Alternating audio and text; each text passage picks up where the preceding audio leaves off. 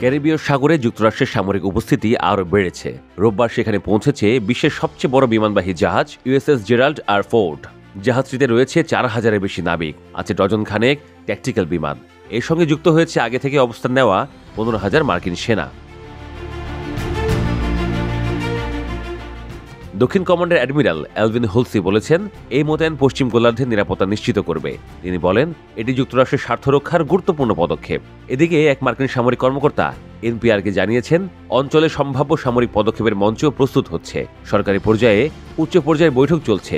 কংগ্রেস সদস্য এবং বিদেশি নেতাদের সঙ্গে পরামর্শ করা হয়েছে।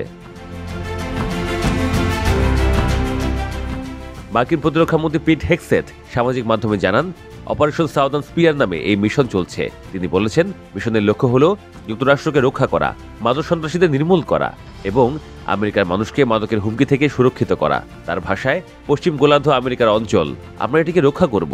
তবে প্রেসিডেন্ট ট্রাম্প ভেনেজুয়েলায় সরাসরি আঘাত হানবেন কিনা তা এখনও পরিষ্কার নয়। এই পর্যন্ত যুক্তরাষ্ট্র 20টি নৌকাকে লক্ষ্য করে হামলা চালিয়েছে। ওয়াশিংটনের দাবি, এসব নৌকা ভেনেজুয়েলা থেকে মাদক বহন করছিল। আগস্টে যুক্তরাষ্ট্র ভেনেজুয়েলার নেতা নিকোলাস মাদুরোর গ্রেপ্তারের জন্য $50 মিলিয়ন পুরস্কার ঘোষণা করে। তবে কর্মকর্তারা বলছেন, ফোর্ডকে ক্যারিবীয় অঞ্চলে পাঠানো হয়তো শুধু চাপ সৃষ্টির কৌশল। মাদুরো তার নিজের সেনাদের উচ্চ সতর্কতায় রেখেছেন।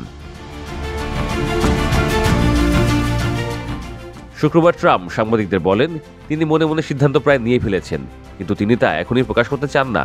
ট্রাম্প আরও দাবি করেন, ভেনেজুয়েলা থেকে মাদক প্রবাহ কমানোর পরিকল্পনায় অনেক অগ্রগতি হয়েছে। এদিকে পরিস্থিতি আরও জটিল করেছে সাম্প্রতিক একটি পদত্যাগের ঘটনা। গত মাসে হঠাৎ করে পদ ছাড়েন অ্যাডমিরাল এলভিন হুলসি। তিনি ভেনেজুয়েলার নৌকা লক্ষ্য করে চালানো হামলার দায়িত্বে ছিলেন। পেন্টাগন সূত্র জানিয়েছে, হুলসি এসব হামলায় বিরোধিতা করছিলেন, কারণ হামলাগুলোতে এখন পর্যন্ত 80 জন নিহত হয়েছেন। কিছু নৌকা আবার কোনো তাৎক্ষণিক হুমকি হিসেবেও মনে হচ্ছিল না। এখন পুরো অঞ্চল জুড়ে উত্তেজনা চরমে। মার্কিন সামরিক মহড়া চলছে, ভেনেজুয়েলাও প্রস্তুতি নিচ্ছে। বিশ্বজুড়ে রাজনৈতিক নেতারা পরিস্থিতি গভীরভাবে পর্যবেক্ষণ করছেন। বিশ্লেষকরা বলছেন, উভয় পক্ষের শক্তির প্রদর্শন বাড়ছে, তবে পূর্ণাঙ্গ যুদ্ধে রূপ নেবে কিনা তা এখনও অনিশ্চিত। সবাই নজর রাখছে ওয়াশিংটন আর কারাকাসের পরবর্তী পদক্ষেপের দিকে।